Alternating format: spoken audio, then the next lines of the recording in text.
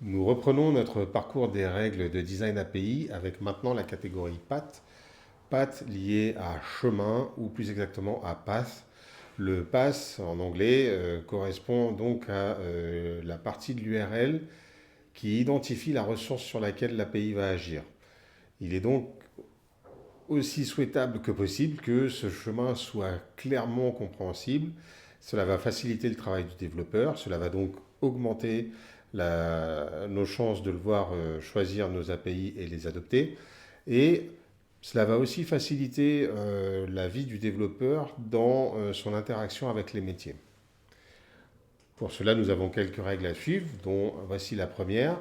Le pass peut démarrer par un domaine. Ce domaine peut être applicatif, slash order management ici, ou slash nom de la solution que vous voulez, et puis après l'ensemble des ressources disponibles via API. Hormis ce nom de domaine, un pass démarre obligatoirement par un numéro de version. Ce numéro de version, là, vous le voyez, on est sur V1/orders, V2/item et certainement pas orders/V1. Pour continuer sur le numéro de version, seule la version majeure nous intéresse. Nous avons vu dans la catégorie CSM qu'une version mineure d'API ne devrait pas avoir d'impact côté applicatif.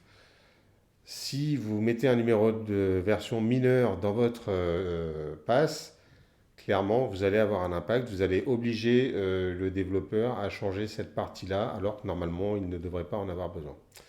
Donc, évitez ça et utilisez la version majeure uniquement. Autre conseil, puisque là, on n'est plus sur du doit, mais sur du devrait, nous vous conseillons de préfixer le numéro de version par la lettre V. Pourquoi? Parce que dans votre parcours API, vous allez avoir des ressources et des identifiants. Ces identifiants peuvent être numériques, auquel cas on va avoir, enfin, ça va rajouter de la confusion. Là, clairement, quand on voit un /V1/orders, on sait qu'on est sur la première version. Donc, encore une fois, c'est un souci de clarté tout du long. Enfin, ces informations de version, on a insisté qu'elles devaient se trouver en ouverture de passe à l'exception donc d'un domaine et elles ne doivent se trouver nulle part ailleurs. Le numéro de version est à l'ouverture du pass, certainement pas dans la requête d'appel et certainement pas dans le header. Je vous laisse regarder les exemples ici. On a bien V1/orders, on n'a clairement pas avoir version égale 2 comme c'est le cas là sur l'appel aux commandes ou pour la dernière ligne où vous l'avez dans le headers. Pour notre sixième règle, le chemin doit uniquement comporter des noms au pluriel et des identifiants. On l'a évoqué, mais on est sur des noms, on n'est pas sur des verbes. Il y a souvent confusion, on l'a eu hier dans un échange avec un développeur. Une API, là on parle d'API qui ont été designées, on ne parle pas d'API CRUD qui ont été faites à la va-vite sur une application. Donc là, à partir du moment où vous designez votre API, elle donne accès à des ressources. Ces ressources ont des noms et ces noms sont au pluriel.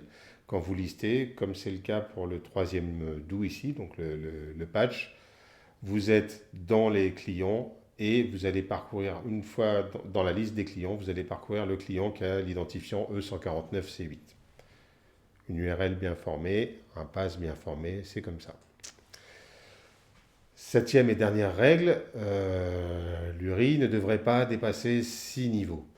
Donc on va reprendre la partie pass, mais en fait dans votre parcours, vous allez avoir, on exclut de cela donc le domaine et le numéro de version, mais entre objet et identifiant, vous ne devriez pas avoir plus de 6 niveaux, soit plus de 3 objets.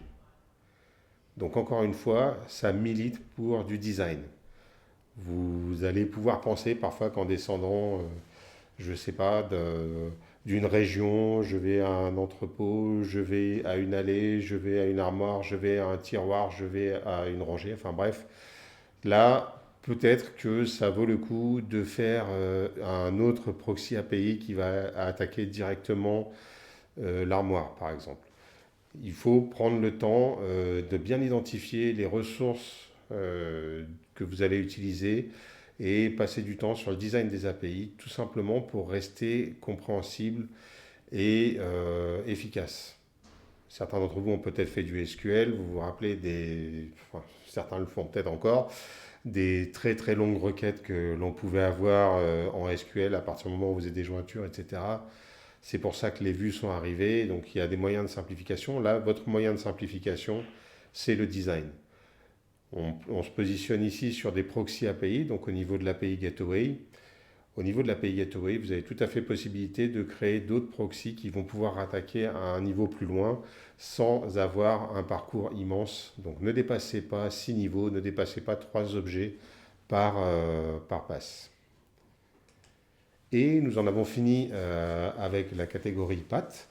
Donc encore les règles essentielles sur cette catégorie. On se retrouve bientôt pour la suite.